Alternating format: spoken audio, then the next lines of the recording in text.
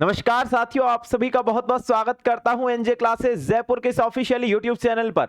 मेरे दोस्त, आज हम लोग बात करने वाले हैं उत्तर प्रदेश एएनएम नर्सिंग के फॉर्म जो है वो कब जारी होने वाले हैं।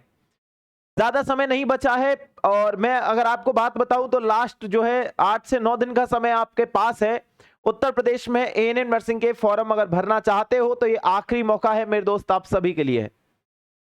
अगर आप सभी साथी यहाँ पर जितने भी इस वीडियो को देख रहे हैं, पहली बात तो मैं ये बता दूं, ये वीडियो केवल लड़कियों के लिए रहने वाली है क्योंकि एएनएम कोर्स केवल लड़कियां कर सकती है। अगर कोई पेरेंट्स इस वीडियो को देख रहा है तो ठीक है भैया, अगर आप लोग को कंप्लीट वीडियो वॉच करनी है, अगर कोई भी दिक्कत आती है तो नीचे कमेंट बॉक्स से कमेंट कर सकते हो। साथियों, आज की इस वीडियो में मैं बात करने वाला हूं उत्तर प्रदेश एएनएम नर्सिंग के फॉर्म कब आएंगे, फीस क्या लगने वाली है, कैसे होगा चयन और किस प्रकार से चीजें होती है, कितनी यहाँ पर सीटें हैं टोटल और कितना गवर्नमेंट कॉलेज है, क्या फीस लगती है। कंप्लीट बात आज के इस वीडियो में हम लोग देखने वाले हैं। पहले आप जितने भी साथियों ने पहले इस वीडियो को शेयर करके आओ, है ना, पहले शेयर कर दो, उसके बाद इस वीडियो को आगे वॉच करना, ठीक है मेरे भाई। हाँ, और अगर आप लोग नए हो, चैनल को सब्सक्राइब नहीं किया हो तो चैनल को सब्सक्राइब भी कर लेना, जिससे आने वाली समस्त वीडियो आप सभी तक पहुंच पाए। चलिए भैया, शुरू करते हैं आज के इस वीडियो को बहुत ही बेहतरीन तरीके से, शानदार तरीके से। देखिए दोस्त, मैंने यहाँ पर एक चीज लिखी है कि उत्तर प्रदेश एएनएम नर्सिंग का फॉर्म जो है वो कब जारी होने वाला है, ठीक है, यानी फॉर्म आपका कब आने वाला है। अगर मैं आपको बात बताऊं, यहाँ पर आप देखोगे तो मैं यहाँ पर आप सभी को बताना चाहूंगा 2025 के हिसाब से जो डाटा है उसके अनुसार। दोस्तों, यहां पर मैं आप सभी को एक चीज बता दूं, ये आया था पिछली बार 13 जून को, ये नोटिस जारी हुआ था 13 जून को। और अब मैं आप सभी को एक चीज और बता दूं, अब जो नोटिस जारी होने वाला है ना, वो अगले 2 से या 3 दिन में जारी हो जाएगा और आपको मैं अपडेट भी दे दूंगा।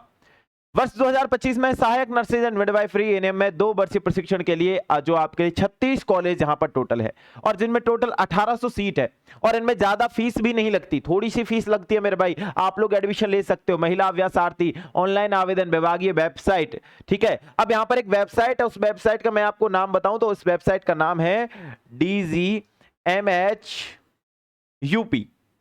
ये वेबसाइट गवर्नमेंट की वेबसाइट है दोस्त, ठीक है। हाँ, इस पर फॉर्म हमेशा जो शुरू होते हैं ना, वो 1 जुलाई से लेकर 31 जुलाई तक, ना डेट घटती है ना बढ़ती है, ये फिक्स डेट है इसकी। और इसी डेट को यहां पर फॉर्म आते हैं हर बार, है ना, 1 जुलाई से लेकर के 31 जुलाई तक। अगर मैं बात बताऊं इसके लिए एलिजिबिलिटी रखने वाले कैंडिडेट कौन कौन से हैं भैया, उनके बारे में एक बार देख लो। माध्यमिक शिक्षा परिषद उत्तर प्रदेश अथवा समकक्ष बोर्ड इंटरमीडिएट परीक्षा 10+2 उत्तीर्ण की है। अगर 12th क्लास आपने पास कर ली, चाहे किसी भी बोर्ड से की है, तो आप इसमें अप्लाई कर सकते हो। इंटरमीडिएट परीक्षा 10+2 अथवा समकक्ष में जो अनारक्षित वर्ग, अन्य पिछड़ा वर्ग, आर्थिक रूप से कमजोर वर्गों के लिए श्रेणीवार 45% आपके यहाँ पर होने चाहिए। अनुसूचित जाति, अनुसूचित जनजाति के लिए 40% 12th क्लास में होने चाहिए, कम से कम अभ्यर्थी के पास होने चाहिए। दूसरा, इसमें आशा संयुग्नी है। अभ्यर्थी जो उपयुक्त अनुसार, ठीक है, उपरोत्तर अनुसार निर्धारित न्यूनतम शैक्षणिक योग्यता रखती है, तो वो संबंधित जनपद के मुख्य चिकित्सा अधिकारी के हस्ताक्षर से निर्गत संतोषजनक कार्य अनुभव प्रमाण पत्र निर्धारित प्रारूप या प्रस्तुत जो है कर सकता है। ये चीजें यहाँ पर, ये 3 एलिजिबिलिटी यहाँ पे रखी गई है। या अगर मैं बोलूँ गर्ल्स हो और भैया 12th क्लास पास किए, अगर आप लोग यहाँ पर जनरल यानी यूआर ओबीसी से इनसे आते हो, तो भैया आप लोग को यहाँ पर 45% 12th क्लास में होनी चाहिए, तब अप्लाई कर सकते हो। अगर एसटी एससी से हो, अनुसूचित जाति अनुसूचित जनजाति से हो, तो आप लोगों की यहाँ पर 40% हो, तब आप लोग इसमें अप्लाई कर सकते हैं। टोटल कॉलेज रहने वाले 36, दिन में टोटल सीट है आपकी 1800। फॉर्म शुरू होने वाले 1 जुलाई से, चलेंगे फॉर्म 31 जुलाई तक। ऑनलाइन इसके फॉर्म भर सकते हैं dgmhup.government.in इस वेबसाइट से, और इसका जो नोटिफिकेशन है अगले 2 से 3 दिन में आपके पास आ जाएगा। मेरे दोस्त, आगे की चीजें मैं आपको यहां पर बताता हूं, तो आप देखोगे कितनी फीस लगती है फॉर्म भरने की, वो भी देख लो दोस्त, है ना। बिल्कुल, कि अगर आप जनरल से आ रहे हो तो आप लोगों की यहां पर फीस लगेगी मेरे भाई कितनी, 200 रुपए। अथवा अगर आप लोग अनुसूचित जाति अनुसूचित जनजाति अन्य पिछड़ा वर्ग के अभ्यर्थी हो तो 100 रुपए में काम चल जाएगा मेरे भाई, और आप लोग फॉर्म भर सकते हो शानदार तरीके से। तो फॉर्म फीस भी ज्यादा नहीं है। अगर आप लोग एएनएम नर्सिंग का फॉर्म भरना चाहते हो तो यहां पर कोई भी एग्जाम नहीं लगने वाली, सीधा प्रवेश हो जाएगा आपका। लेकिन आपकी 10th क्लास में 12th क्लास में अच्छी परसेंटेज है, तभी आप लोग इसमें फॉर्म अप्लाई कर सकते हो। आरक्षण का मामला आप सभी को पता है, जिन जिनको आरक्षण मिलता है, जो एलिजिबल है आरक्षण के लिए, उन सभी को यहां पर आरक्षण मिलेगा, वो बिल्कुल सेम रहने वाला है। लेकिन फिर भी चलो एक दो चीज मैं बता देता हूं। प्रशिक्षण की कुल क्षमता का 80% ऐसी महिला अभ्यर्थी से आरक्षित होगा जिन्होंने उपयुक्त अनुसार निर्धारित न्यूनतम अर्हता रखी है, जो यहाँ पर एलिजिबिलिटी रखती है, जो फ्रेशर गर्ल्स है और वो एडमिशन लेना चाहती है। उसके अलावा प्रशिक्षण की कुल क्षमता का 20% ऐसे इच्छुक अभ्यर्थी, आशा कार्यकारिणी, आशा संयंगिनी, जिन्होंने कम से कम 5 वर्षों का आशा कार्यकारिणी, आशा संयंगिनी के रूप में विभागीय NHM के अंतर्गत उत्तर प्रदेश राज्य में जो है नियमित रूप से जो है संतोषजनक कार्य किया है और उनके पास एक अनुभव प्रमाण पत्र बना हुआ है, तो वो लोग यहां पर 20% सीटें कवर कर सकती हैं। उसके अलावा लेकिन यदि 20% सीटें यहां पर ये इनके द्वारा नहीं भरी जाती है मेरे भाई, तो ये भी वो 80% कैंडिडेट जो फ्रेशर गर्ल्स है, जो अभी फर्स्ट टाइम अप्लाई करेंगी या 12th पास करके आई है, उनको दे दी जाएगी। प्रशिक्षण हेतु अनुसूचित जाति, अनुसूचित जनजाति, अन्य पिछड़ा वर्ग, अन्य के लिए आरक्षण की व्यवस्था आदेश जो शासन अनुसार जो है निहित होगी। जिस प्रकार से आपको आरक्षण मिलता है 3 वर्ष का, 2 वर्ष का, जो भी छूट मिलती है वो। उत्तर प्रदेश राज्य के बाहर के आवेदकों को आरक्षण का कोई भी लाभ नहीं मिलेगा। देखो, इसको अप्लाई हर कोई कर सकता है, लेकिन यहां पर यह आरक्षण नहीं मिलेगा, उन्हें जनरल में काउंट किया जाएगा और जनरल वालों को कोई भी आरक्षण नहीं मिलता है, वो आप सभी को पता है।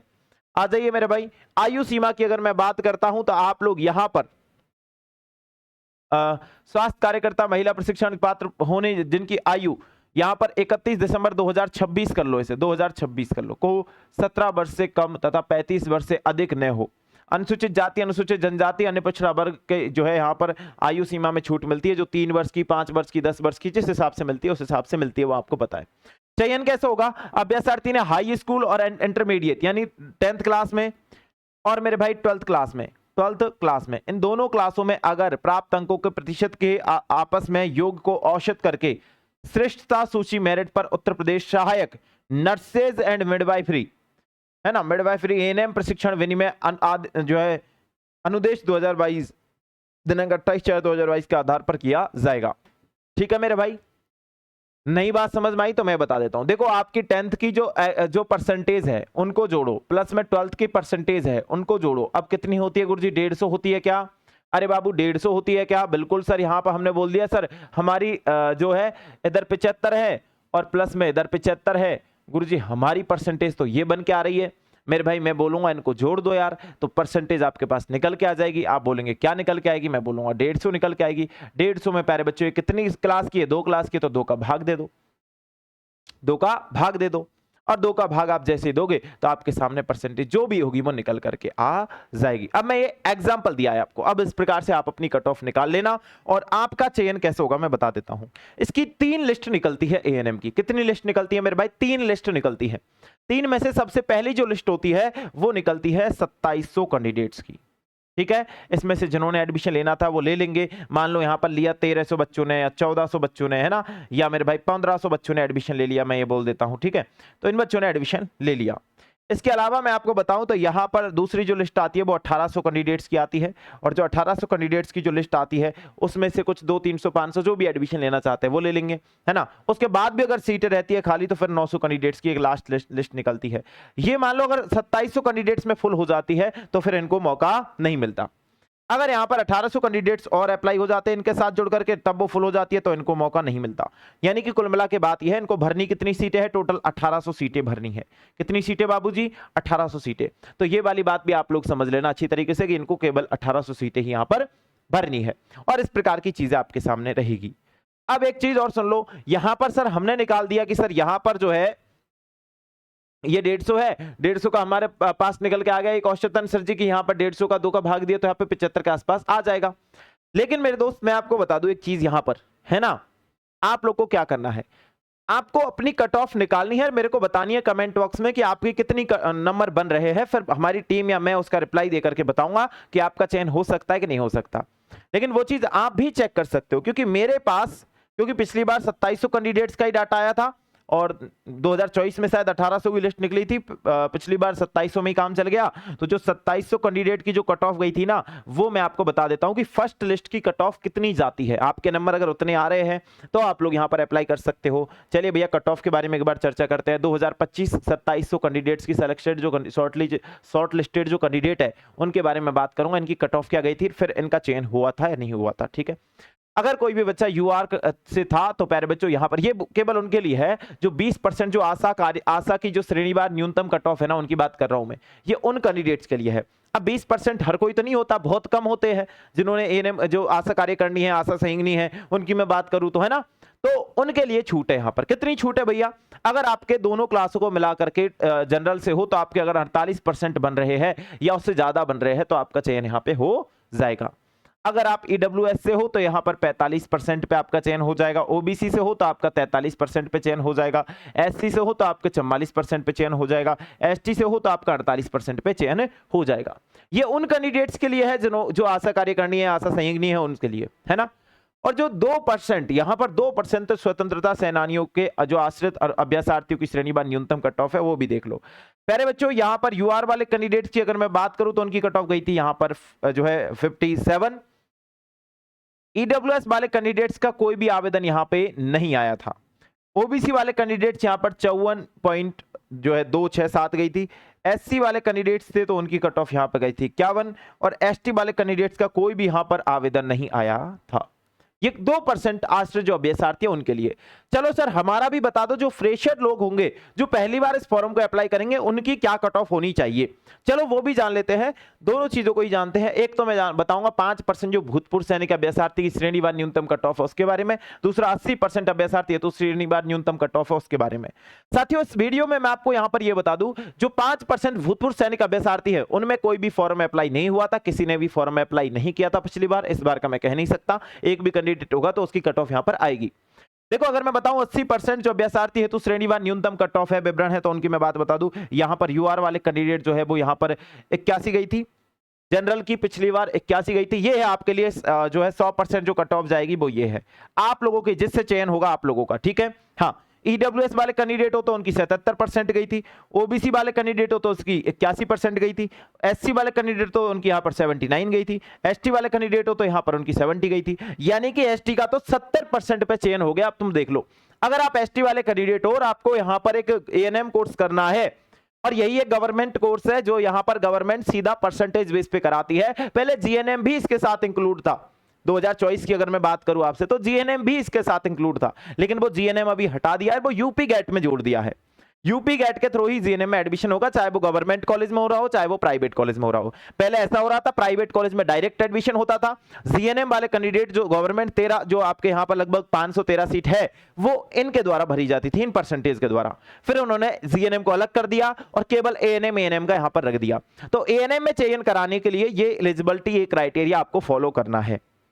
जिन साथियों के भी यूपी गेट में कम नंबर आए हैं उन साथियों के लिए बहुत अच्छा मौका है, वो एएनएम नर्सिंग में फॉर्म अप्लाई कर सकते हैं, और बहुत ही कम जो है यहाँ पर पैसों में फॉर्म भरा जा रहा है।